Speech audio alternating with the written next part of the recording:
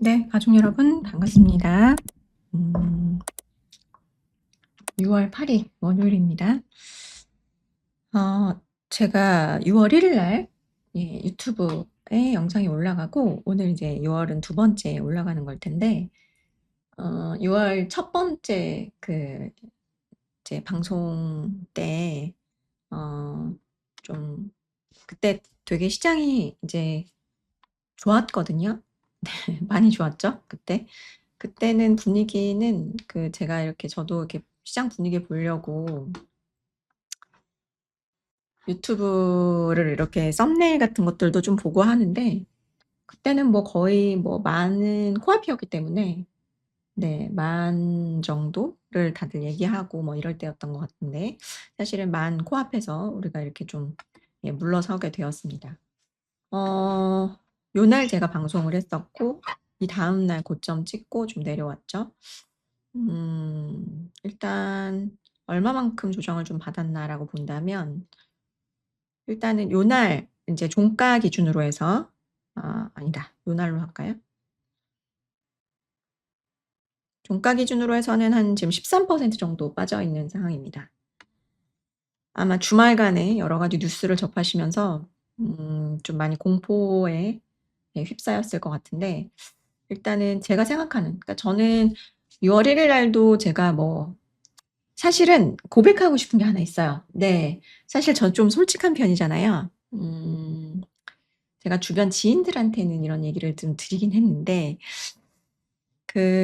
제가 늘 말씀드렸죠. "꺾이면 줄여야 된다."라는 말씀을 드렸었고 네 미리 좀 "예단하지 않는다."라는 말씀을 드렸었는데 사실은 이날 왜 그러면 좀 그렇게 "조정이 온다."라는 얘기를 했냐. 그 방송을 왜 했냐라는 것은 사실은 저는 좀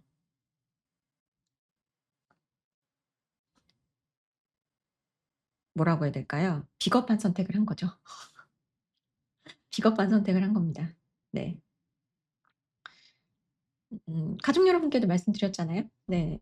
지인한테만 말한 게 아니라 이거는 인제 뭐 시장에 관련된 얘기가 아니고 "왜 미리 꺾었냐?"라고 누가 물어보셔서 주변에 지인분이 사실은 되게 비겁한 선택을 한 거다."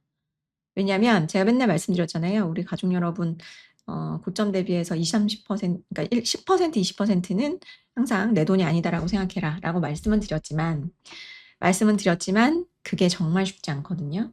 예. 막상 이렇게 빠진 상태에서 좀 줄이려고 하면 기분이 매우 좋지 않고 신경질이 나고 하기 때문에 뭐 좀 후진 선택을 했지만 네 미리 좀 말씀을 이때는 좀 드리고 싶었어요. 너무 과열이라서. 네. 어쨌든 지금 그 이후로 네 지금 13%가 지수로는 빠졌고 음 우리가 가장 조정의 빌미를 두 가지로 봤죠. 하나는 과열이다. 네 단기 과열, 지표가 과열 신호를 보내고 있다. 두 번째로는 어 일정이 너무 빡빡하다. 지표는 과열이 있고 어떤 증시도 좀 과열인 데다가 그런 데다가 일정이 만만치 않은 일정들이 대기하고 있기 때문에 우리가 쪼끔 도망갈 곳이 좀 없는 구간이기 때문에 쪼끔 미리 좀 선제적인 리스크 관리를 좀 하는 게 좋겠다라는 말씀을 드렸던 거고 어 인제 제일 지금 와서는 인제 궁금하신 거는 이건 것 같아요.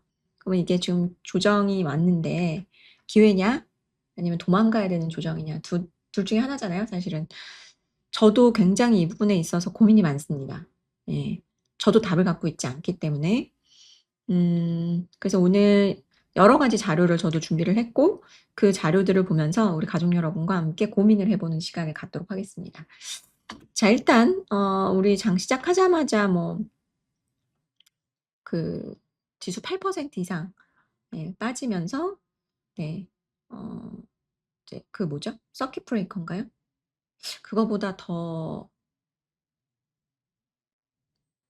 빠지면은 걸리는 게 있었던 것 같은데 하여튼 고게 걸렸다가 20분 동안 정지됐다가 뭐 이렇게 됐고 지금은 6% 정도 상승하고 있는데 아니 하락하고 있는데 일단 지금 이게 사실 미국 시장만 봤으면 더 빠질 수 있겠다라는 생각을 했었는데 좀 그나마 좀 만회를 하는 것은 그나마 좀 진정을 찾은 것은 미국 시장 때문이죠.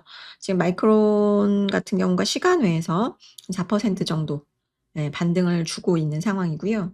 그다음에 최근에 잘 나갔던 마벨 같은 경우가 보면 한 6% 정도? 근데 저는 미장만 보시고 국장을 너무 긍정적으로 보시면 안 된다, 지금 구간에는. 왜냐면 오늘 제가 썸네일에다가 뭐라고 썼냐면 지금 우리 시장의 하락의 본질은 수급과 유동성이라는 거죠. 제가 지난번 6월 1일 방송에서도 그렇고 저희 내부 유료 방송에서도 그렇고 펀더멘탈을 가지고 제가 지금 논하자는 게 아니라는 말씀을 몇 번 드렸고 지금은 수급이 꼬여 있는 부분이 해소가 되어야 바닥이 나올 수 있다라는 말씀을 계속 드렸던 것 같아요. 저는 오늘도 동일한 생각입니다. 6월 1일보다 지금 변한 게 뭐가 있을까요? 네. 우리가 6월 1일에는 뭐가 없었어요? 일단 6월 1일만 해도 BOJ라든지 ECB의 금리 인상 정도는 어느 정도 예측이 됐던 거고 요런 것들은 있었고 근데 이제 그 엔트로픽 상장이 좀 빨리 다가왔고 그때보다. 그리고 그때 스페이스X 상장은 당연히 예정이 되어 있었죠. 그리고 인제 구글과 그러니까 알파벳과 메타가 유증한다라는 소식은 그때 없었어요. 근데 이제 어쨌든 지금 이제 그런 과열이고 좀 약간은 좀 일정도 빡빡하고 열었던 상황에서 증시에 직접적인 영향을 줄 수 있는 주식 시장에 돈을 빨아갈 수 있는 이슈가 추가적으로 발생을 하다 보니까 다들 좀 선제적으로 좀 조치하는 것도 있는 것 같고, 예. 그리고 수급도 꼬여 있다고 말씀드렸잖아요. 그 부분은 이제 뒤에서 설명을 드릴게요. 근데 사실 시장에서는 계속 그런 얘기 많이 하시더라고요. 고용이 너무 좋아서 금리가 올라가서 휴가는 오늘 아니고요. 제가 이제 다음 주 지방 콘서트 갔다가 월화 다음 주 휴가입니다. 그래서 아마 유튜브 영상은 오늘 올라가고 뭐 22일 정도에나 17일 날 17일 날 제가 그거 할 것 같아요. 유튜브 아이고 소리가 잠깐 어디서 나오는데 그걸 어떻게 해야 되지? 잠시만요. 유튜브 영상 같은 경우는 제가 오늘 올라가고요. 17일 날 올라갈 것 같습니다. 뭐 거의 이 이슈가 대부분 마무리되는 그쯤에 나 일단 올라갈 것 같은데 어쨌든 고용을 한번 살펴볼게요. 그러니까 지금 시장에서 빠지는 원인을 알아야 우리가 이게 해소됐을 때 반등을 또 할 수 있다라는 거를 좀 내다볼 수 있기 때문에 저는 어쨌든 빠지면 왜 빠졌어를 좀 찾는 경향이 있어요. 근데 저는 고용 때문은 아니라고 생각해요. 예, 겉으로 봤을 땐 고용 같지만 고용은 아니다 라고 생각을 하고 왜냐면 이미 6월 1일부터 슬금슬금 빠지고 있었는데 그땐 고용이 나오지 않았잖아요. 그죠? 자, 일단 뭐 트리거가 됐을 수는 있죠. 근데 어쨌든 6월에 미국 고용은 굉장히 데이터는 잘 나왔어요. 근데 내면을 보면 그 월드컵을 준비하는 일시적 고용이 한 9만 명 정도 증가를 했고요. 이거 빼면 한 8만 명 수준이었습니다. 그렇기 때문에 예상치대로 나온 거예요. 예상치대로 나온 거고 그다음에 되게 중요한 그러니까 양질의 일자리, IT나 금융 같은 경우는 굉장히 줄고 있어요. 그러니까 고용의 질이 사실은 굉장히 좀 안 좋아지고 있는 그런 국면이라고 볼 수 있는 거고요. 그 AI 투자를 해야 되잖아요, 테크들이. 그러다 보니까 고용을 좀 줄이고 있습니다. 예. 그리고 임금 같은 경우는 반등했지만 여전히 약한 그런 상황이고 연준은 아무래도 되게 신중하기 때문에 월드컵 효과라는 일회성 노이즈를 걷어낸 후에 이 추세를 볼 거다라고 보시면 될 것 같고 금리 인하 기대는 좀 쉽지 않죠. 쉽지 않고 8월에 이제 국채 발행하는 거 나오면 약간 금리 또 올라갈 수 있고. 그래서 뭐 사실은 그렇게 그러니까 고용 때문은 아니다. 뭐 고용의 질 자체가 좋아지거나 이런 건 아니다. 저는 이거라고 생각해요. 이게 가장 크다고 생각하는데 제가 그 지난번 유료 방송에서 말씀드렸듯이 그러니까 쉽게 말씀드려서 내가 이제 좀 배고파서 밥을 먹으려고 밥상을 딱 차리죠. 내 밥상을 딱 차렸는데 숟가락이 한 10개가 올라온 거예요. 그럼 이 밥을 나눠 먹어야 되죠. 그러면 내가 배불리 이 밥을 먹기가 쉽지 않을 수 있겠죠. 그쵸? 그러면 결국에는 지금 좋았던 그 테크주들 같은 경우도 예, 모멘텀 좋은 거 알겠어. 그래, 네가 실적 좋은 거 알겠는데 너한테 갈 수 있는 돈이 제한적이야. 라는 거죠. 왜? 숟가락이 많이 올라왔잖아. 걔네들도 밥을 먹어야 되니까. 어, 뭐 스페이스 X 상장하죠. 일단 알파벳 유증하죠. 메타도 유증한다라는 얘기가 나오면서 사실 미국 시장 급락했거든요. 예. 근데 그건 아직 썰이에요. 근데 저는 열어놔야 된다고 생각해요. 뭐 알파벳만 하겠습니까? 이거 지금 누가 눈치 게임이거든요. 누가 먼저 돈을 땡겨가느냐의 싸움이에요. 제가 볼 때 알파벳도 원래는 유증까지는 별로 생각 없었던 것 같은데 하반기 싹 보니까 엔트로픽하고 오픈AI하고 상장하면 또 증시에서 돈을 빨아갈 것 같으니 나 먼저 빨아가자. 내가 먼저 선수 치자. 약간 이런 것 같았거든요. 그래서 번호표 뽑고 대기 중이다 지금. 돈 받아가려는 애들이. 예, 그러니까 주식시장이 자금 한정적인데 근데 이 와중에 그나마 중앙은행, 각국의 중앙은행에서라도 막 유동성을 공급해주면 쉽게 생각해서 예를 들어 유럽에서도 우리나라 주식을 살 수 있고 일본에서도 우리나라 증식을 살 수 있죠. 근데 그 나라들이 지금 유동성 공급을 잠궈 가고 있죠. 잠그겠죠. 잠글 거라고 생각을 하고 있고 시장은 그걸 반영하는 거죠. 지금 얘네들 숟가락은 많은데 돈을 또 잠궈? 결국에는 유동성 이슈인 거죠. 주식은 많아지는데 그러니까 공급이 많아지는데 자 우리가 반도체를 한번 생각해 보시죠. 공급이 많아지는데 수요가 없어져. 그럼 어떻게 돼요? 다운 사이클. 그렇다고 해서 시장이 뭐 무너지느냐? 그건 알 수 없죠. 오늘은 알 수 없습니다. 시장이 무너지는 것을. 그런데 일단은 언제까지 봐야 되냐? 그 변곡점을 말씀드릴 거예요. 자, 일단은 750억 달러의 신규 자금 조달하는 스페이스 X IPO의 로드쇼가 4일부터 시작이 됐고요. 알파벳 유증 중에서 847억 달러 중에서 절반, 한 400억 달러가 이미 이제 소진이 됐고 400억 달러 3분기부터 수시로 상승자 하겠다라고 했어요. 그러면서 이제 일단은 1차적으로는 차익 실현 물량이 좀 나왔다라고 볼 수 있고 이번 주에 또 상장하면 또 팔고 또 가는 부분이 있겠죠. 그런 부분들이 있고 결국에는 AI 사이클 모멘텀이 무너졌나요? 저는 이건 전혀 훼손이 없다고 생각합니다. 아직까지. 자, AI 사이클의 모멘텀도 좋고 펀더멘탈도 좋아요. 좋은데 시장의 유동성이 우려가 되는 거죠. 이건 확실히 줄어든다. 예. 그러면은 어떤 것을 선택할 거냐? 지금 펀더멘탈은 좋은데 모멘텀도 좋고 그러면 시장의 유동성 줄어도 나는 모멘텀이 더 좋다라고 생각하면 오르겠죠. 근데 결국에 수급 논리야 시장은. 유동성 줄어들면 못 가라고 생각하면 시장은 주식을 팔겠죠. 이거는 우리가 어느 한쪽으로 지금 기울지 않았기 때문에 지켜봐야 되는 거고 사실은 나스닥 같은 경우는 굉장히 안 좋은 음봉을 만들어 버렸죠. 네. 이 4월부터 이렇게 쭉 이렇게 상승해온 이 하락에 굉장히 가파른 급락을 만들어냈기 때문에 사실은 굉장히 차트만 보면 되게 안 좋네라고 생각할 수 있어요. 다만 제가 뭐라고 말씀드렸냐? 항상 시장을 지수만 보고 판단하지 마셔라.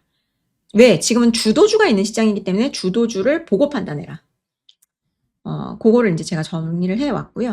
그래서 이거를 쉽게 생각하시면 최근에 자, 코스닥의 똘똘한 종목들이 수급의 이슈로 빠졌나요? 그러니까 코스닥의 똘똘한 종목들이 왜 빠졌을까요? 예를 들어서 에임드 바이오 같은 것들. 아니, 리가켄 바이오로 볼까요? 자, 리가켄 바이오가 임상에 실패했나요? 리가켄 바이오가 임상에 실패했나요? 최근에? 뭐 딜이 반환된다요? 전혀 없죠. 네. 펀더멘탈 이슈가 전혀 없죠.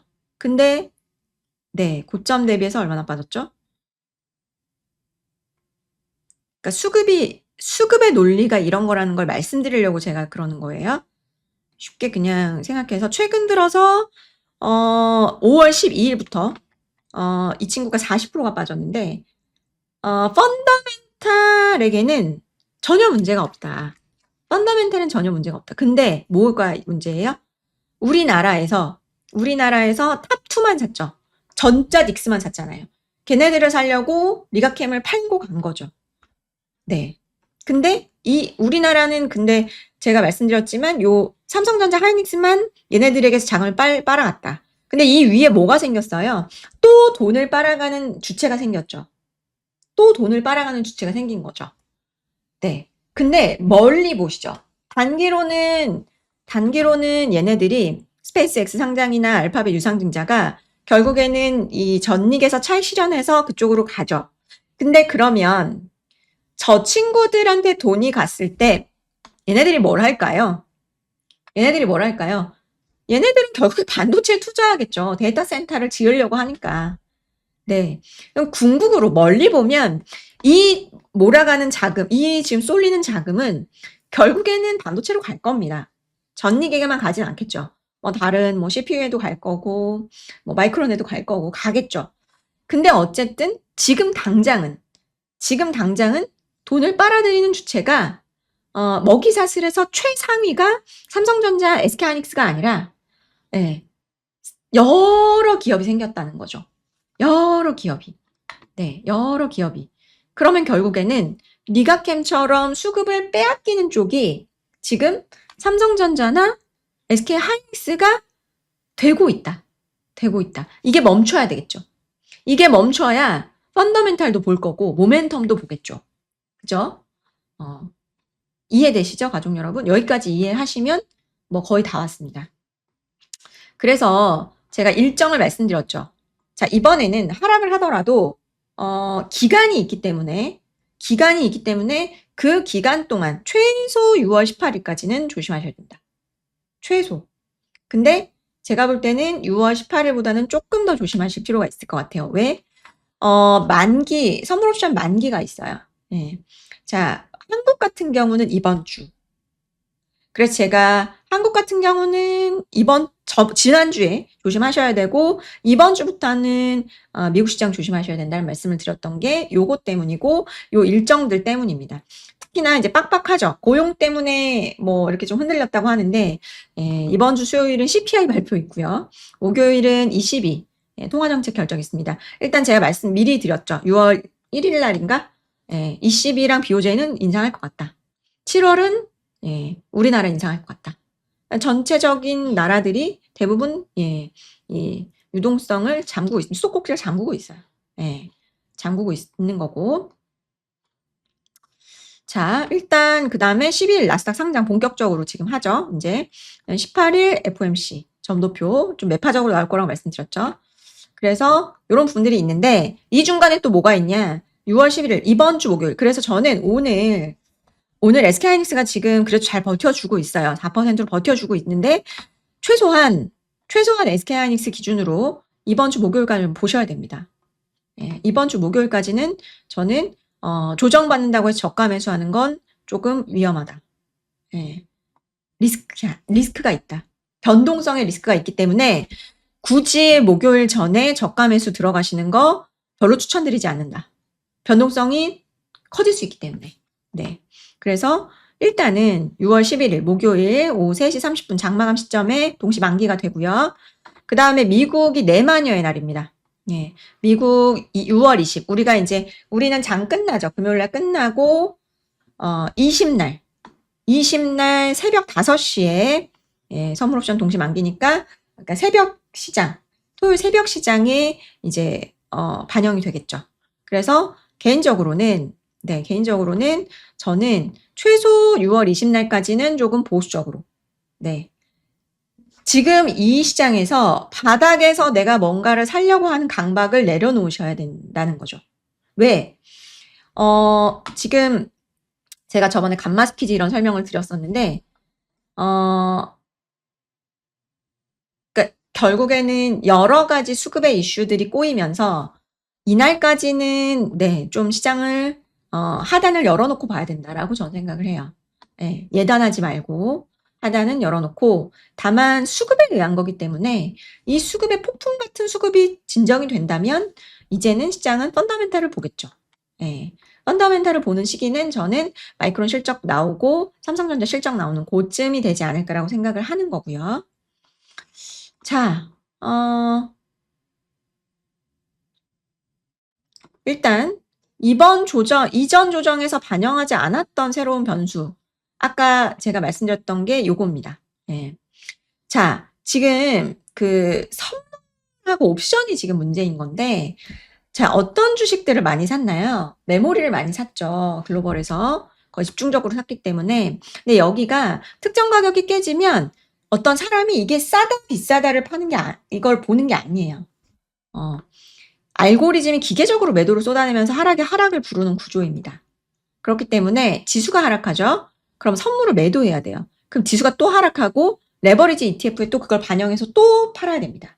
이게 계속 무한루프로 돌아갈 수 있기 때문에 제가 최소 6월 20일까지는 조금 보수적 스탠스를 취하셔라고 말씀을 드리는 거예요.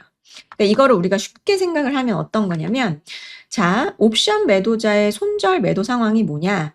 자, 기관과 외국인은 주가가 안 움직여야 돈을 버는 쪽간말을 쥐고 있는데, 근데 지수가 빠지네. 그러면 손실이 늘어나요. 그러면 어떻게 돼요? 손실을 막기 위해서 지수가 떨어질수록 선물을 더 많이 팔아야 되는 해지 매매가 실행이 된다. 해지 매매가 실행이 된다. 레버리지 ETF 종가 맞추기 매도인데 코스피 2X 같은 레버리지 ETF는 지수 하락폭에 정확히 2배를 맞춰야 돼요. 그럼 장중에 지수가 폭락하면 배수가 어긋나서 위험 노출도가 커지죠. 배수가 빠지는 걸 기계적으로 맞추기 위해서 선물을 추가적으로 더 팔죠. 그러면은 이제 또 빠지는 거죠. 예. 그래서 이 무한루프가 어느 정도 정리가 되는 게, 무한루프가 어느 정도 정리가 되는 게, 저는 개인적으로는 1차로는, 일단은 6월 20 정도. 우리나라는 11일. 근데 미국에도 지금 디램이라든지 반도체 종목들이 다 상장이 되어 있잖아요. 네. 그렇기 때문에, 요런 부분들이 있어서 꽤, 아직, 청산되지 않은 포지션들이 좀 있으니까, 조금 대기하셔라. 지금, 물론, 그 SK하이닉스의 밸류에이션만 보면 너무 매력적이죠? 너무 매력적이에요.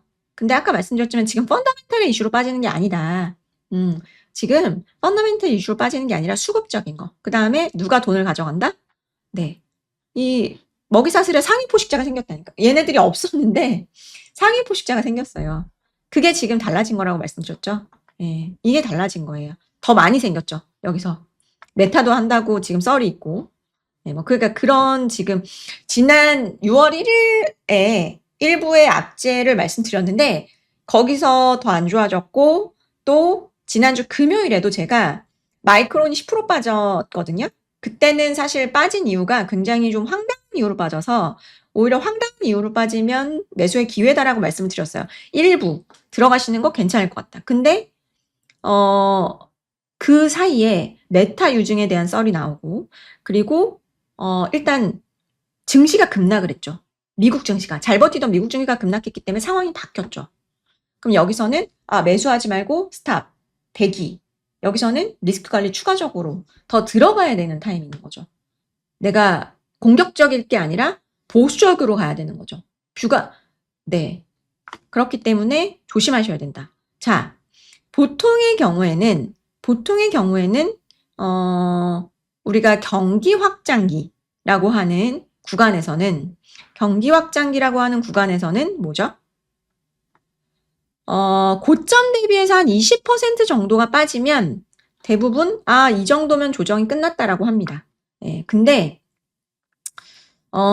금리 인상 사이클이다라고 한다면 30%까지도 빠진다고 해요. 예. 그러니까 저는 지금 금리 인상의 사이클은 아니지만 어쨌든 각국의 중앙은행들이 지금 금리 인상을 하고 있고 여기다 아까 말씀드렸던 상위 포식자가 생겼다 그랬잖아요. 수급에. 그런 상황이기 때문에 20%라고 예단하면 안 될 것 같다. MDD가 20%라고 딱 정해놓으면 안 될 것 같다. 라는 말씀을 드리고 싶고 일단 자 우리가 리스크 한 번씩 점검해 볼게요. 하이트 스프레드. 지금 안정적이에요. 네. 여기까지는 아니다. 그러면 지금 어떤 수급에 의해서 빠지는 걸 가능성이 높다. 자, 10년물 국채금리 발작 일으키고 있나요? 발작 일으키고 있지 않습니다. 최근 들어서 4.65까지 올라갔던 10년물 국채금리가 고용 나왔다고 해서 올라온 게 4.5 정도 레벨? 예. 그리고 2년물이 좀 올라갔죠. 이건 이제 정책금리를 나타내는 거잖아요. 그러니까 금리 인상에 대한 우려가 나오니까 2년물이 4.1까지 올라갔고요. 다만 빅스가 올라갔죠. 근데 오늘은 지금 또 좀 빠지고 있어요. 19까지. 어쨌든 절대적인 레벨이 중요하다고 말씀드렸는데 절대적인 레벨이 20 이상인데 20 이상까지 올라왔어요. 이거는 워닝 시그널이 맞죠. 네. 자, 그 다음에 코스피. 자, 고점 대비해서 20%. 고점 대비해서 20% 정도 빠진다라고 했을 때는 몇 정도일까? 우리가 최근에서 고점이 8,933포인트였거든요. 거기서 20% 정도의 조정을 본다면 7,144포인트. 7,144포인트 정도가 저는 지금 1차 좀 우리가 심리적인 지지 레벨. 근데 이걸 깰 수도 있다고 생각합니다. 네. 왜냐? 아까 말씀드렸듯이 이거는 사람이 파는 게 아니에요. 네. 이 어떤 선물 옵션에 의해서 수급에 의해서 빠지는 거는 일시적으로 그 가격 일정 가격을 깨면 쿵 내려갔다가 올라오는 내려갔다가 서서히 올라올 수도 있는 거고 못 올라올 수도 있는 거고 한데 어쨌든 깨질 수 있다. 그 선은 1차적으로는 7,144포인트 정도인데 이거는 사람이 어느 정도 펀더멘털도 보고 우리가 좀 감안을 했을 텐데 수급에 의해서 빠지는 거면 일시적으로 더 빠졌다 더 빠질 수는 있다. 라는 거를 감안을 해야 된다라는 거고 그리고 이제 계속 제가 이제 마감 시황에 이격도를 넣어드렸죠. 이격도는 많이 내려와 있습니다. 과열은 좀 많이 시켰어요. 이번에 조정을 받으면서 일단 오늘 뭐 7.7% 빠지니까 지금 현재로서는 110까지 빠졌습니다. 110까지. 근데 요번에 이제 3월에 요때 조정받을 때 이게 이제 130 터치하고 사실 이제 어디까지 빠졌었냐? 93까지 빠졌었거든요. 93? 그러니까 뭐 지금 이제 물론 1차 과열은 좀 시키긴 했지만 여기가 바닥이라고 예단할 수는 없다. 예. 바닥이라고 예단할 수는 없다. 그 다음에 그러면 SK하이닉스의 추세를 한번 봐야 되는데 가장 우리나라 1티어의 주도주의 추세. 자, 일단 오늘 장중에는 지금 185만 원 정도까지 빠졌어요. 제가 이렇게 선을 그어놨는데 고점 대비해서 이제 좀 생각을 해보면 1차 저는 지지는 깰 거라고 생각은 했는데 오늘 바로 깨버렸네요. 21선 깨고 회복하지 못하는 그런 상황이고요. 2차 지지 같은 경우는 168만 3천 원 정도라고 봤어요. 그게 뭐냐면 고점 대비해서 30% 빠지는 겁니다. 자, 주도주는 보통 고점 대비해 30%까지 잘 안 빠지거든요. 자, 우리가 보면 지난 3월에 26일 날 요날 고점 대비해서 완전히 바닥까지 몇 퍼센트 빠졌냐? 26.5% 빠졌습니다. 보통은 주도주는 30%를 잘 빠지진 않거든요. 네, 그러면은 30%라고 가정을 해보면 247만 원 247만 원, 곱하기 0.7. 그러면은 한 172만 9천 원.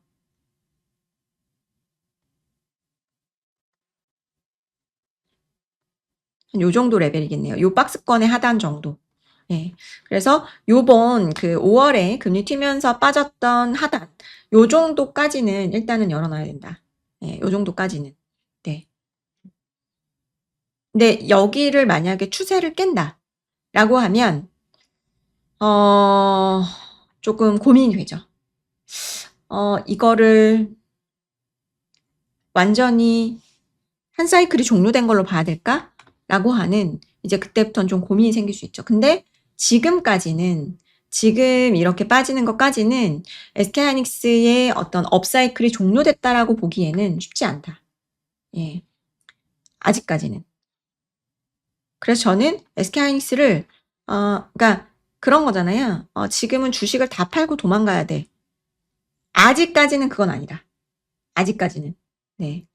주도주가 아직은 추세를 완전히 부러뜨리진 않았기 때문에. 미국에서도 한번 보면 삼성전자 패스하고요. 마이크론인데 가족 여러분 이렇게 추세를 한번 보세요. 얘가 금요일까지 빠진 거거든요. 토요일까지 빠진 거거든요. 마이크론이 상승이 종료됐을까요? 별로 그렇지 않아요. 그러니까 우리가 좀 이성적으로 보자는 건데 이거거든요. 지금 보시면 작년 9월부터의 상승 사이클 중에서 요 정도 빠졌는데, 뭐 사람마다 보기에 다를 수 있지만 기본적으로 일단 마이크로는 뭐 오늘 21선을 깰 수는 있겠지만 어쨌든 뭐라고 해야 될까요? 추세가 부러졌다라고 보기엔 좀 어렵다. 저는. 네. 그리고 개인적으로 저는 이제 업황이 끝났다고 생각하지는 않기 때문에 지금은 말씀드렸지만 업황 때문에 빠지는 게 아니라 수급 때문에 빠지는 거다. 수급 때문에 빠지는 거기 때문에 네, 일단은 하단을 열어야 된다라는 말씀을 네, 드리는 거고, 자, 이 최근에 가장 좀 강했던 종목 마벨이죠, 마벨. 강했던 종목 마벨인데 이 친구 보시면 최근에 상승 중에서 이제 5일선 깼거든요. 이제 5일선. 그러면은 우리가 생각하는 주도주라고 볼 수 있는 가장 막 1티어 주도주라고 볼 수 있는 종목들은 아직까지 추세를 완벽하게 이탈하거나 상승 추세를 종료시키는 어떤 시그널들이 나오진 않았다. 네. 저는 그렇게 보고 있습니다. 그래서 여기 보시면 과거 경기 확장 국면에서는 20% 하락이 나온 사례는 4번에 불과하다. 그리고 전고점 돌파까지 3개월, 10개월이 소요가 되고 전고점 돌파 후에 굉장히 상승하는 모습들을 보였다. 그러니까 결국에는 지금 시장에서 사람들이 SK하이닉스나 삼성전자가 빠지니까 사면 무조건 오르겠지라고 생각하는 게 이제 좀 약간은 일반화돼 있죠. 그랬으니까. 근데 뭐 저는 그게 추세가 살아있을 때를 가정하는 거고 추세가 깨지면은 그런 게 말이 안 되는 거죠. 근데 아직까지 결론 추세를 깨진 않았다. 주도주들이. 네. 뭐 나스닥 지수 보면은 깨름직하죠. 네, 나스닥 지수 보면은 깨름직해요. 되게 기분 나쁜 하락이에요. 하지만 우리가 주도주가 있는 시장에서 주도주를 보고 파악을 해야 되는데 주도주가 아직 부러지진 않았다. 네. 저는 그렇게 봅니다. 그리고 지금 빠지는 게 주도주의 업황 때문인 거냐? 그건 아니다. 다만 수급은 굉장히 좋지 않다, 상황이. 예. 그래서 이번에 빠지더라도 과거처럼 V자 반등을 못 그릴 가능성도 일부는 염두를 해놔야 된다. 그러니까 당연히 아마 오늘 방송에서 저에게 조금은 그나마 긍정적인 이야기를 듣고 싶으신 분들이 계실 수도 있다고 생각해요. 저 또한 업황은 여전히 반도체에 대해서 긍정적이라고 생각합니다. 업황에 대해서 저는 바뀐 뷰가 전혀 없어요. 그렇지만 주가가 빠지는 것은 지금 수급에 대한 이슈로 빠지는 거고 수급에 대한 이슈로 빠지는 것을 제가 어디가 바닥이라고 예단을 해드릴 수는 없어요. 그거는 저의 능력의 밖입니다. 그래서 희망 회로를 드리는 건 전 되게 지금 나쁜 거라고 생각해요. 네. 그러니까 막연한 희망 회로를 드릴 수는 없죠. 전 그냥 지금 시장에서 6월 1일 날 방송도 마찬가지. 6월 1일 방송도 저는 그냥 있는 그대로를 말씀드린 거고 목요일에도 있는 그대로를 말씀드렸고 오늘도 마찬가지로 그냥 있는 그대로를 읽고 말씀드린 겁니다. 네. 있는 그대로를 읽고 말씀드리는 거고요. 그래서 보면은 어쨌든 지금 오늘 가격 조정을 좀 많이 그러니까 받았잖아요. 일단은 1차적으로는 SK하이닉스가 고점 대비해서 몇 프로 빠졌나요, 지금? 요 정도. 한 20% 정도 빠진 것 같아요. 네. 한 20% 정도 빠진 것 같은데, 아까 말씀드렸듯이 만약에 얘가 주도주 이탈되는 게 아니라면 한 30% 정도는 좀 열어둬야 된다라는 게 저의 생각입니다. 최소. 근데 자, 요때를 한번 보시면 요게 이제 그 3월에 빠질 때였거든요. 한번 보시면 자, 사실은 하락은 이틀 만에 다 반영했어요. 이틀 만에 다 반영하고 옆으로 약간은 기간 조정이었죠. 기간 조정. 예. 그러면서 결국엔 어떻게 돼요? 이평선이 올라붙죠. 이평선이 올라붙어요. 그러면서 조정 끝나고 마무리하고 상승으로 바뀌었는데 분명히 모멘텀이 있기 때문에 이제 반전을 한 거죠. 어쨌든 지금 보시면 저는 하락이 가파를수록 단기에 나올수록 더 빠진다기보다는 옆으로 횡보하는 가능성도 배제할 수 없다. 요렇게 기간 조정으로 갈 가능성도 있다. 이때처럼 오르고 내리고를 반복하다가 결국에는 이제 거의 비슷한 가격대로 왔는데 이게 이제 보통 가격 조정을 받고 그러니까 가격 조정을 빨리 받으면 기간 조정이 받을 수 있는 거죠. 그 다음은. 네. 지금 제가 이렇게 방송을 하는데 댓글을 이렇게 보니까 딱 그 시장을 이분법적으로 생각하시는 것 같아요. 네. 그러니까 딱 그건 것 같아요. 지금 다 팔아요? 아니면 뭐 지금 기회예요? 딱 요거를 딱 저한테 알려달라고 하시는 것 같은데, 네. 어떤 유튜버들은 답이 있는 것처럼 얘기를 하죠. 그쵸? 네. 근데 저는, 제가 답을 가지고 있지 못한데, 답을 가지고 있는 척 얘기하는 건 거짓말이잖아요. 네. 물론 이제 너무 대단한 유튜버 분들은, 너무 대단한 분들은 저보다 훨씬 더, 예, 저는 근데 저는 그렇게 대단하지 못해서 답을 알고 있지 못합니다.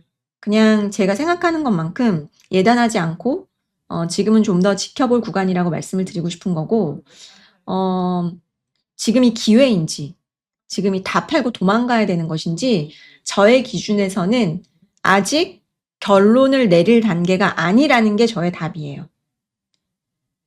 비중 조절은 지금 구간에서는 저는 좀 애매하다고 생각합니다. 왜? 고점 대비해서 일단 많이 빠졌고요. 비중 조절을 할 거였으면 이미 사실은 제가 6월 1일 날 조금 조심하셔야 된다라고 말씀드렸던 그 구간에서 오히려 비중 조절을 해야 되는 거지. 지금 가격적으로 밸류에이션 너무 많이 빠져 있는 구간에서 비중 조절하기엔 너무 좀 저는 개인적으로는 조금 리스키하다고 생각해요. 왜? 우리가 빠지는 것도 리스크지만 오르는 것도 리스크잖아요. 그죠? 끝까지 한번 저의 뷰를 들어보시고 판단을 해보시면 될 것 같습니다. 네. 자, 그래서 저는 개인적으로 빨리 빠지면 옆으로 길 가능성을 배제할 수 없다. 왜? 일정이 빡빡하니까. 네. 그리고 샌디스크도 마찬가지예요. 얘도 1월 말에서 3월 말까지 2개월 동안 거의 횡보했어요. 네, 거의 횡보했어요. 이러면서 사실은 그러니까 우리가 조정이라는 게 제가 그 이격도 말씀을 드리면서 이미 다 설명을 드렸는데 지난번 방송 보시면 다 나오거든요. 그 이격도가 조정되는 것은 가격이 급격하게 빠져서 조정되는 거가 하나고 두 번째는 기간이 옆으로 횡보하면서 조정이 되는 게 이제 두 번째인데 그게 나오든 두 번째가 나오든 어쨌든 이격도에 조정이 있을 수 있다라는 거죠. 자, 그래서 앞서는 제가 명확하게 팩트만 말씀드렸어요. 지금 좋게 볼 수도 없고, 그거를 이게 완전히 끝났다라고도 볼 수 없다. 네. 물론 이제 제가 막 조회수가 잘 나오게 하려면 막 지금 막 공포를 조장하거나 되게 희망회로를 돌리거나 둘 중에 하나여야 되거든요, 사실은. 뭐를 가족 여러분이 원하시는지 알아요. 근데 지금 저에게는 그런 게 보이지 않아요. 네. 아직까지 명확하게 끝도 아니고 명확하게 이게 바닥도 아니다. 그게 저의 솔직한 뷰예요. 근데 제 그 뷰인데 그거를 더 안 좋게 또는 더 좋게 말씀을 드리는 거는 거짓말이잖아요. 네. 그쵸. 지금 채팅창에 애매하다라고 말씀드렸는데 애매한 게 지금 구간이 맞습니다. 근데 일정상 더 안 좋은 구간들이 있을 수 있기 때문에 지금 무엇을 예단하지 마셔라라고 말씀드리는 거예요. 자, 일단 우리가 앞서는 제가 수급과 여러 가지의 일정들을 말씀을 드렸죠. 예, 말씀을 드렸죠. 그리고 뭐 이제 수급 여러 가지 이제 그런 것들을 받고 자, 지금 뭘 봐야 되냐? 그럼 펀더멘탈 한번 점검을 해보는 거죠. 펀더멘탈. 자, 지금은 펀더멘탈로 빠지는 구간이 아니에요. 하지만 우리가 코인을 하는 게 코인을 하는 게 아니라 주식을 하는 거기 때문에, 주식에는 가치라는 게 있죠. 주가라는 것은 EPS 곱하기 멀티플이잖아요. 지금 멀티플은 얼마고, 지금 EPS는 얼마인가를 한번 보는 거죠. 자, 오늘 빠진 거 말고, 지금 지난주 금요일 날 몇 배예요? 7.8배. 7.8배. 최근에 금리 발작 일으켰을 때 몇 배? 7배. 자, 우리가 평상시에 그냥 뭐랄까, 한 번씩 이제 증시의 위기가 오죠. 보통은 그 위기의 레벨이 8이에요, 8. 8배. 코스피 기준으로 성한ling EPS. 코스피가 앞으로 12개월 이후에 벌어들일 돈을 감안을 했을 때 보통 한 8배 정도. 8배 정도를 우리가 약속의 8배라고 얘기하죠. 8배 터치하면 항상 반등을 했었습니다. 예. 근데 지금 돈을 너무 잘 버는 구간이기 때문에, 예.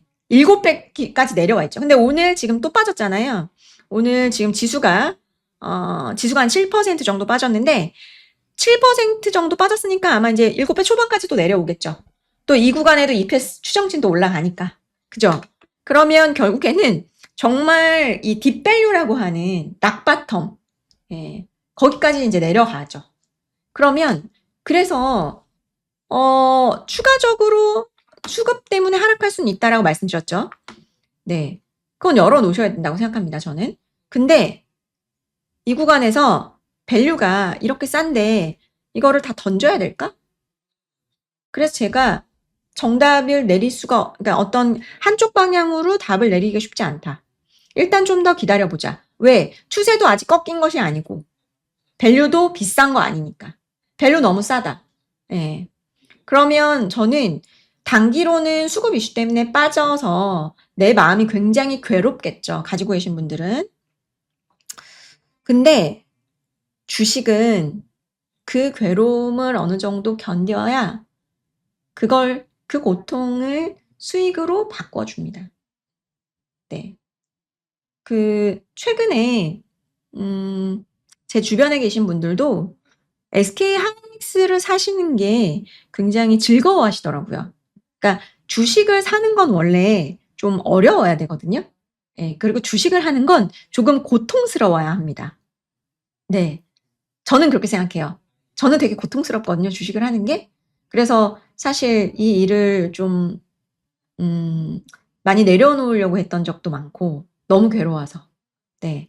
거기다가 내 주식만 하는, 저희는 제 주식을 못 하잖아요. 제 주식을 못해서 내려놓으려고 했던 게 아니고, 가족 여러분께 제가 좋은 답을 못 드리고 있는 것 같아서, 저의 능력치의 한계를 많이 느껴서 저는 좀 내려놓으려고 했던 적이 많았었는데, 어쨌든 지금은 하고 있죠. 이렇게 잘 버티고 있습니다. 근데, 저는 그렇게 생각해요. 지금도. 주식의 수익의 대가는, 고통. 네, 많은 고통. 그리고 그 고통의 대가로 나에게 수익을 주는 거다. 저는 여전히 그렇게 생각을 합니다. 네. 그래서 지금 많이 고통스러우실 거예요. 힘내셨으면 좋겠고, 그런데 주식이 항상 고통만 주진 않거든요. 최근 들어서 되게 좋았잖아요. 네.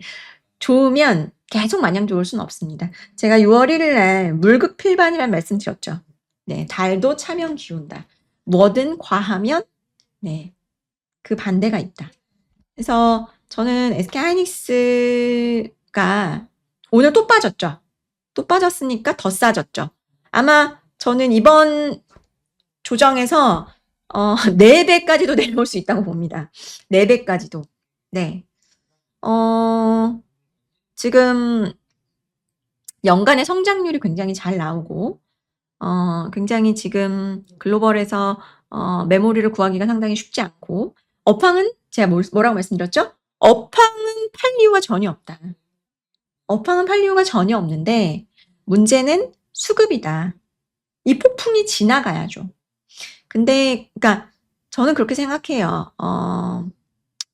지금 SK하이닉스를 다 파시지 않으신다는 것은 어쨌든 내가 SK하이닉스의 좋은 긍정적인 업황을 보고 미래를 보고 지금 홀딩하시는 걸 텐데, 지금보다 더 나아진, 더 높아져 있는 레벨의 SK하이닉스의 주가를 바라보시는 거겠죠. 그 주가를 바라보고 내가 그 과실을 따먹으려면 네. 결국 이 강을 건너야 되는데 우리 앞에 강이 놓여져 있으니까. 그러면 물을 한 톨도 안 묻히고 내가 그 과실을 따먹을 수는 없다. 네. 고통의 구간이 어느 정도 지나가야 내가 좀 즐거울 수 있는 구간도 올 수 있다. 네. 그렇게 저는 생각을 합니다. 자, 일단 이게 금요일 가격이고요. 오늘 빠졌죠. 오늘 5%, 6% 지금 뭐, 좀 또 땡겼네요. 뭐 변동성이 엄청나군요.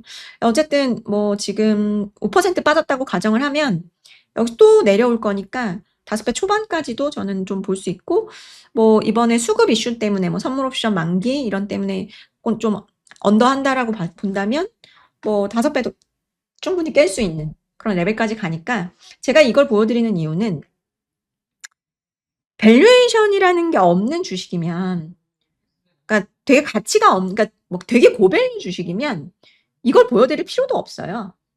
그렇잖아요. 네. 근데 너무 싼 주식이고 너무 싼 주식인데 수급 때문에 빠진다? 그럼 쉽게 얘기를 제가 가족 여러분께 쉽게 얘기를 드리고 싶으면 그냥 빠지면 기회죠라고 말씀을 드릴 수는 있어요. 그런데 앞으로의 많은 일정들이 좀 만만치 않다라는 거죠. 네. 그러니 사실은 제가 무턱대고 가족 여러분께 빠지면 기회입니다라고 지금 뷰를 말씀드리기가 상당히 쉽지 않다. 왜? 그러니까 그거는 봐야 된다라는 거죠. 더 봐야 기회가 됐었다는 걸 알 수 있는데, 아까도 말씀드렸지만 이런 많은 이슈들을 시장이 어떻게 판단할지를 제 판단이 아니잖아요. 주가라는 것은, SK하이닉스의 주가는 제가 결정하는 게 아니잖아요. 제가 결정하는 거라면 가족 여러분께 자신 있게 얘기 드릴 수 있을 것 같아요. 가족 여러분, SK하이닉스가 5배인데 기회죠? 라고 말씀을 드릴 수 있겠죠. 그런데 시장은 이 시속 게임에서 어디에 축을 더 둘지를 고민하고 있다는 거죠. 그게 주가가 지금 흔들리는 요인인 거고. 이해되시죠? 시장의 유동성. 시장의 유동성이 6월 1일보다 더 안 좋아졌어요. 더 안 좋아졌어요.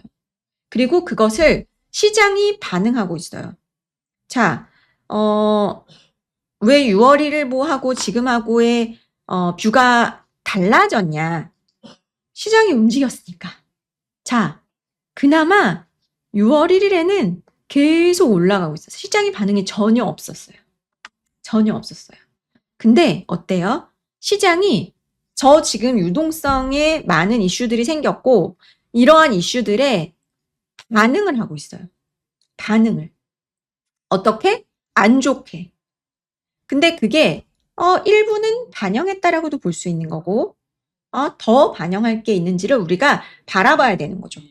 그죠? 네. 저는 여전히 펀더멘탈은 굉장히 좋다고 보는데 시장이 얼마만큼 반영했으며 시장이 얼마만큼 더 우려를 반영할지는 좀 더 지켜봐야 한다. 6월 1일과 달라진 것은 그겁니다. 네. 예. 저는 조정이 올 것 같습니다. 불 번하지 않았고. 두 번째로 달라진 게 뭐냐? 좀 더 악재가 많이 생겼다. 유동성에 대한. 네. 근데 여기서 끝내면 너무 아쉽잖아요. 그죠? 이거는 정말 재미로만 들어주셨으면 좋겠습니다. 자, 이제는 저는 희망의 룰을 한번 돌려보고 싶어요. 시장에는 악재만 있지 않고 제가 늘 말씀드리지만 시장은 쉽게 망하지 않는다. 라고 말씀을 드리죠. 네. 제가 이제 앞서 말씀드린 이야기들을 종합해보면 지금 안에 뜨는 뭐야? 팔라는 거야? 말라는 거야? 막 이런 생각이 드실 수 있는데 그걸 결정할 수 없는 레벨이다라고 말씀드렸고, 자, 지금부터는 조금 좋은 얘기들을 드리고 싶어요. 자, 잠재적인 위험 하나를 저는 뭐라고 말씀드렸어요? 항상 오픈 AI. 저는 엔트로픽에 걱정은 하지 않는다. 구글도 걱정하지 않습니다. 그런데 뭐가 걱정이다? 오픈 AI가 걱정이다. 네, 오픈 AI가 걱정인데 뭐가 문제냐면 오픈 AI가 상장이 안 되거나 자금 조달이 원활하지 안 될 때는 이거는 약간은 좀 문제가 될 수 있다. 이 사이클에. 근데 이거는 펀더멘탈의 적인 이슈가 될 수 있는 거죠. 오픈 AI가 잘못되면 걔 물량을 빼야 되잖아요, 반도체에서. 그러면은 이슈가 될 수 있죠. 근데 굉장히 호재가 나왔어요. 호재가 뭐냐? 미국인에게 AI 기업 지분을 지급하겠대요. 그러니까 결국에는 미국에서 미국 정부에서 오픈 AI의 지분을 사서 그거를 국민들에게 나눠주겠다는 얘기를 하고 있어요. 저는 개인적으로 이거는 좀 윈윈이라고 생각하는데, 자, 지금 트럼프 대통령은 중간 선거를 치르기 위해서 뭔가 민심을 잡아야 되는 이슈가 있죠. 근데 샘 알트먼 같은 경우는 돈이 급해요. 샘 알트먼이 제안을 했어요. 안트로픽은 여기에 지금 들어가 있지 않습니다. 근데 샘 알트먼은 굉장히 저는 똑똑해요. 인정합니다. 이런 보통은 그런 분들이 좀 뭐라고 해야 될까? 마케팅 능력은 좀 떨어진다고 생각하는데 이분은 자금 조달이라든지 이런 부분에 좀 도가 좀 숨터 있는 것 같아요. 어쨌든 이거는 굉장히 트럼프 대통령에게도 자, 정부가 어떤 정책을 펼 때는요. 명분이 있어요. 명분. 그냥 내가 돈이 많다고 해서 우리 AI 지원해야 되니까 오픈 AI 지분 사가지고 국민들한테 나눠줄 거야. 그 명분이 있어야 돼요. 명분이. 근데 보면은 뭔가 우리 미국 시민 개인이 AI 산업의 성장 가치를 직접 공유한다. 이게 명분이 아주 명확한 거야. 괜찮네. 그래서 저는 샘 알트먼이 똑똑하다고 하는 거예요. 전 저게 좀 되게 우려스러웠거든요. 여기서 이제 엔트로픽이 먼저 치고 나왔잖아요. 내가 먼저 IPO 하겠다. 그러면 오픈 AI 상장이 좀 애매할 수 있는데 라고 제가 좀 우려했던 부분이 하나 있거든요. 이거는 정말 이제 구조적인 이슈.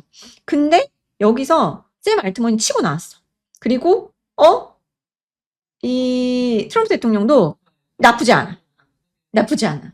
그래서 저는 이 만약에 딜이 잘 성사가 된다면 잠재적인 이슈였던 거가 하나 없어져서 이건 호재라고 생각합니다. 네, 저는 이거는 완전 호재. 진행이 됐으면 하는 바람, 사실. 예. 왜냐면 명분이 있거든. 명분이 있어. 미국 개개인, 시민 개개인으로부터 AI 산업의 성장 가치를 직접 공유한다. 와, 굉장히, 괜찮은데? 요거 하나 있고. 자, 두 번째 희망회로. 이건 진짜 제 뇌피셜. 제 뇌피셜이 정말 맨날 틀리는 거 아시죠? 이건 진짜 재미로만 들으세요. 제가, 역사를 좋아한다 그랬잖아요. 제가 제일 좋아하는 영화가 하나 있어요.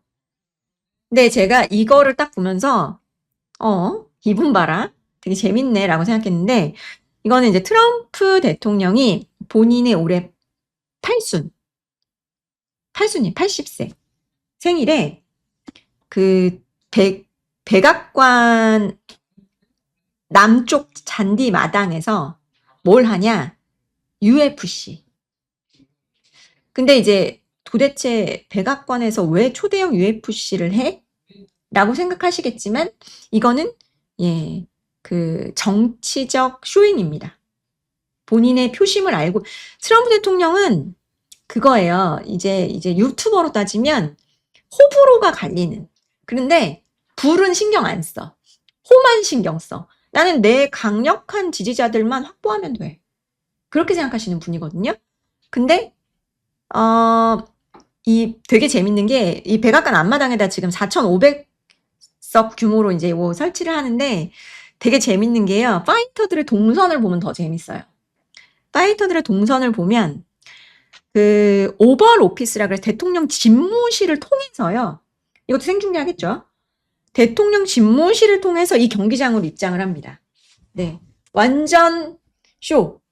예, 트럼프가 굉장히 대단한 걸 준비를 했죠. 굉장히 그 말초의 그 어떤 극단의 그런 어떤 심리를 자극하는. 예. 그래서 저는 이렇게 본인이 이런 걸 공개를 해서 나 이렇게 할 거야. 나 이렇게 다 경기할 거야. 이게 사실은 백악관 앞에서 이거 경기하는 게 너무 재밌지 않나요?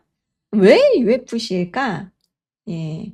이것도 한번 좀 생각을 해볼 필요가 있는데 제가 여기 위에다가 제목을 딱 달았죠. 빵과 서커스의 현대적 변주다. 제가 이거를 딱 보면서 뭘 생각했냐면 콜로세움. 네. 로마 시대의 콜로세움. 자, 지금 트럼프 대통령의 지지율이 몇 %인지 아세요? 정말 처절하게 바닥을 기고 있거든요. 지금 30% 깨졌나? 뭐 하여튼 그래요. 정말 안 좋아요. 최악, 최악. 예, 최악. 최악인데, 그때 로마 제국 때도 굉장히 어, 민심이 안 좋았거든요. 그거를 뭘로 극복했습니까? 로마 제국이? 대중의 열광. 대중의 으로, 네, 결국에 지켜냈죠. 그 제국을. 네. 근데 똑같지 않나요? 똑같잖아요. 다를 게 없잖아요. 네. 이런 어떤 걸로 약간 눈과 귀를 가리는. 네. 되게 재밌죠. 그래서 저는 이거를 딱 보는 순간 저는 그 글래디에이터라는 영화를 되게 좋아하기도 하고, 네. 어, 인생 영화예요. 글래디에이터 1은. 저 한 30번 본 것 같아요. 이 러셀 크로우, 이 막시무스라는 이 인물에 대한 매력이 저는 너무 좋더라고요. 네. 제가 원하는, 뒤로 물러서지 않고, 앞으로 전진하고, 그리고 어쨌든 내 실력을 믿고, 앞으로 전진하는, 그게 저의 딱, 워너비 모델. 그래서 제 이 영화를 많이 봐서 그런지, 저 UFC 딱 경기장을 보면서, 완전 콜로세움이네, 라는 생각이 들었고, 참, 근데 가만히 한번 생각해 보세요. 이게, 그래서 제가 뭐를 좀 생각하냐면, 최근에, 오늘, 트럼프 대통령이 이란과의 협상이 월요일부터 수요일 중간에 해결될 수 있다, 뭐 이런 얘기도 하고 있어요. 근데 물론 이제 당연히, 뭐, 40 몇 번째의 또 이제 협상 타결에 대한 이야기니까 아무도 안 믿죠. 저도 믿지는 않습니다. 그런데, 가만히 일정을 보니까 6월 14일, 6월 14일에 저게 열리거든요. UFC 이게 열리는데, 6월 14일에 그 무대의 전략적 가치를 트럼프 대통령이 놓칠까? 라는 생각을 해봤어요. 근데 안 놓칠 수도 있을 것 같아요. 왜냐면 저 시청만 2억 명 정도 하거든요. 트럼프 대통령이 본인이 뭔가 의회 청문회 거 하거나 기자회견 한다고 해서 2억 명이 보지 않아요. 별로 관심 없습니다. 관심도 많이 떨어졌죠. 지지율 많이 떨어졌잖아요. 그러니까 뭐 트럼프 대통령이 지금 뭘 중계를 한다고 해도 별로 관심도 없어요. 이제는 사실 관심도랑 비슷하잖아요. 그러면은 결국에는 나를 보게끔 만들어야죠. 네. 고객들에게 봄을 당하게끔 만들어야 되거든요. 그 장치가 바로 UFC의 빅 이벤트가 아닌가라는 생각이 좀 들고, 거기에서 일단은 핵심 지지층의 결집을 시킬 가능성도 있다. 네. 라는 게 저의 생각. UFC를 보는 분들은 약간은 남성분들이 좀 많이 보죠. 예. 트럼프 핵심 지지층이 좀 이 UFC 관중하고도 좀 맞닿아 있는 부분들이 있습니다. 그래서 저는 요때에 어떤 메시지를 던지든 굉장히 메시지의 효율이 극대화될 수 있다라고 저는 보고 있고, 저는 이제 광고를 배웠다라 그랬잖아요. 마케팅이나 광고를 공부를 한 사람이면 이 날에 이 큰 이슈를 그냥 놓치기엔 너무 아깝다. 너무 큰 선거 운동이거든요. 네. 그래서 되게 좋다. 그래서 이날 뭔가 제재를 완화해 준다거나 아니면 핵합의가 됐다라는 이야기들을 하기에 굉장히 최적화되어 있는 날이 아닌가라고 저는 개인적으로 생각을 하고 있고, 뭐 그게 된다면 유가가 좀 내려올 수 있고, 요거 하나 말씀드릴게요. 오늘 방송이 좀 길어지는데, 오늘 좀 장도 빠지고 하니까. 저희가, 어, 뭐죠? 계엄. 우리나라. 계엄 이슈가 있었죠. 그때 과거의 데이터를 하나 한번 보여드린 게 있었는데, 계엄이 되거나, 뭐, 어쨌든 전국이 혼란스러우면 어떤 일이 생기냐면 소비가 둔화됩니다, 가족 여러분. 물론 이제 내가 돈이 많고 해서 백화점에서 뭘 가서 살 수는 있죠. 근데 뭔가 나라가 시끄럽고 좀 혼란스러우면요, 소비가 굉장히 경색됩니다. 그게 과거에 우리 박근혜 대통령 탄핵 때도 그랬고요. 계엄 때도 그랬거든요. 그래서 그때 당시에 제가 인제 내수가 굉장히 안 좋아질 수 있다는 말씀을 드렸는데 지금 미국도 마찬가지예요. 일단은 기본적으로 좀 어지럽기도 하지만 유가가 굉장히 높기 때문에 예 소비자의 경기 회복이 굉장히 더디고 있는 상황인데 결국에는 이 소비를 진작시켜야 돼요. 미국은 소비의 나라잖아요. 민심은 소비에서 나옵니다. 그래서 중간 선거를 이기기 위해서는 이 소비의 이 하반기로 갈수록 소비를 굉장히 좀 살려줘야 돼요. 내가 돈을 쓸 수 있게끔 붐업을 시켜줘야 된다고요. 네. 붐업을 시켜줘야 되는데 그게 지금 기분에서는 미국 시민들의 지금 기분에서는 별로 기분이 나지 않아요. 그러면 결국에는 이 정세를 조금 돈을 쓸 수 있는 기분이 들도록 만들어 줘야 된다. 그게 저의 생각이고 네. 내러티브를 좀 만들어 줘야 된다라는 게 저의 생각이에요. 그래서 일정상 보면 지금 하반기 소비 시즌이 이제 진입을 하잖아요. 그럼 6월에 발표를 해야 그러니까 거의 마지노선이 저는 7월로 보고 있는데 최소 6월에 발표를 하고 7월, 8월에 여름에 소비하고 지금 이제 소비 시즌에 들어가는데 돈을 쓸 수 없게끔 유가가 높고 이러면은 쉽지 않거든요. 그리고 이제 9월, 10월에 불프 예 막 인제 소비 막 이렇게 해야 되는데 결국에는 소비 심리라는 것은 실제로 또 숫자로도 나와 줘야 되잖아요. 그러면은 1-2월 차 시차로 또 그게 인제 표심에 반영이 될 거니까 결국에는 저는 마지노선은 한 7월 정도가 아닌가라고 생각을 하고 있고 근데 인제 7월은 거기까지 가면 안 돼요. 뭐가 문제냐면 어 원유 재고 저도 안 보는 것 같지만 다 보고 있거든요. 예 글로벌 원유 재고가 예 6월이 거의 마지노선이고요. 7월부터는 예 인제 경고등 켜집니다. 그럼 여기서 더 악재가 더 강화되죠. 그러면 어 본인에게 좋을 게 하나도 없습니다. 그래서 지금 굉장히 '협상을 하고 싶다.'라는 메시지를 많이 주고 있고요. 일단 그래서 제가 이렇게 시즌을 정리를 해 보면 6월에 어느 정도는 협상 발표가 돼야 되고 7월에 에너지 가격이 나와야 하고 그래서 실제 소비자 가격에 반영이 되면서 소비 심리 지수가 반등이 돼야 됩니다. 8월에 가서. 그래야 9월에 갔을 때 CPI든 뭐 소비 지표든 '아 지금 시장이 되게 좋아졌네. 아 지금 지표가 좋네.' 라는 생각들을 할 수 있는 확인이 될 수 있어야 되는 거고 10월에 조기 투표가 시작이 되기 때문에 예 유권자가 체감할 수 있는 경기 회복이 10월까지는 돼야 된다라고 했을 때는 6월 정도까지는 좀 협상이 돼야 될 것 같다라고 봅니다. 그래서 요렇게까지 말씀을 드렸고요. 그래서 뭐 시장이 반등할 수 있고 또 더 빠질 수도 있다고 저는 생각합니다. 그런 되게 애매한 레벨이에요. 예 애매한 레벨인데 제가 드리고 싶은 말씀은 지금 증시가 이렇게 빠졌기 때문에 오히려 쪼끔 제가 '쪼끔 안 좋게 얘기하네.'라고 느꼈을 수도 있을 것 같아요. 근데 안 좋은 거 전혀 없고요.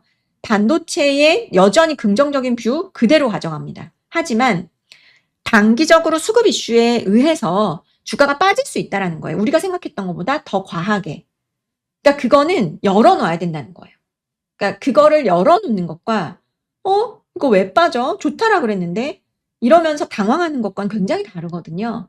그렇기 때문에 단기적으로 수급 이슈가 그 폭풍이 어디까지 나무를 꺾을지 간판을 떨어뜨릴지 알 수 없다라는 거죠. 하지만, 하지만 폭풍은 계속되나요? 지나가죠. 네. 지나갑니다. 저는 그렇게 생각해요. 네.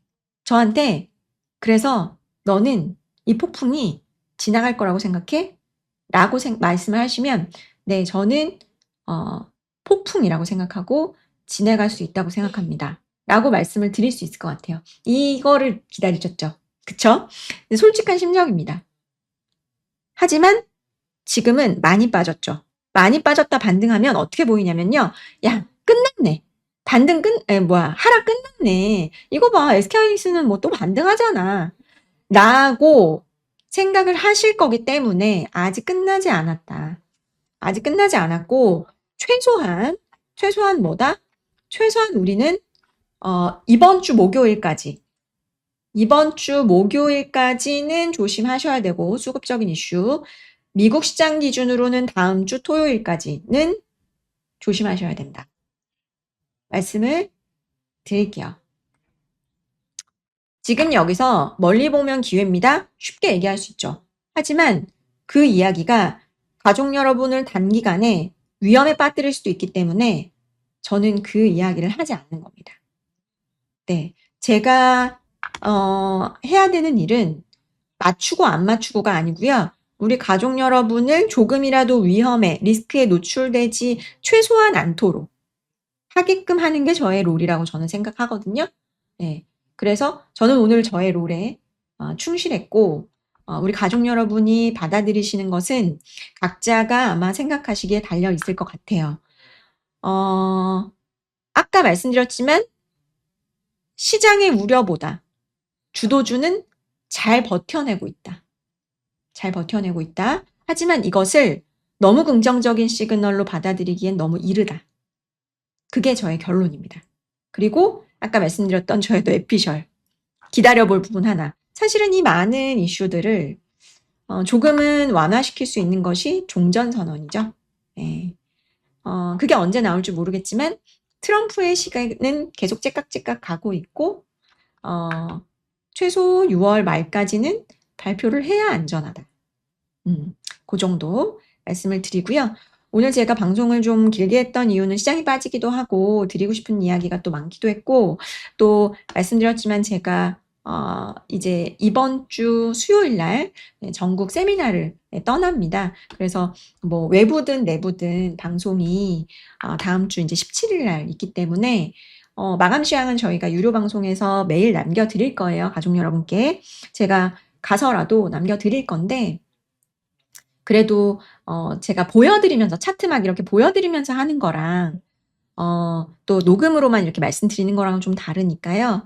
우리 가족 여러분께 어쨌든 저의 뷰를 최대한 뭐 어디 화장실에 가서든 어디 숨어서든 뭐 1분이든 2분이든 전달은 드릴 겁니다. 너무 걱정하지 마시고요. 전달 드릴 거고 다만 이제 저의 방송이 다음 주 17일에 있기 때문에 그때까지 또 이렇게 굉장히 좀 다사다난한 구간을 제가 없으니까 우리 가족 여러분이 그때까지 판단을 이 방송을 보고 하실 수 있도록 좀 많은 이야기들을 했는데 우리 가족 여러분은 제가 3월에 느낀 건데 저보다 훨씬 현명하시더라고요. 저보다 훨씬 강하고 현명하셔서 사실은 그때도 제가 우리 가족 여러분이 견딜 수 있을까를 걱정을 하면서 좀 잠을 못 자고 그랬는데 그럴 필요가 사실은 좀 없긴 하더라고요. 네. 우리 가족 여러분이 잘 이 고난의 장 견디실 수 있을 거라고 생각하고 제가 당장 끝나지 않는다. 20일까지 지속될 수 있다 말씀드렸으니까 우리 미리 마음 딱 먹고 어금니 꽉 깨물고 예. 가보는 겁니다. 네. 가족 여러분, 힘내시고요. 세상은 쉽게 망하지 않는다라는 거 기억하시고 저는 17일 날 뵙도록 하겠습니다. 감사합니다.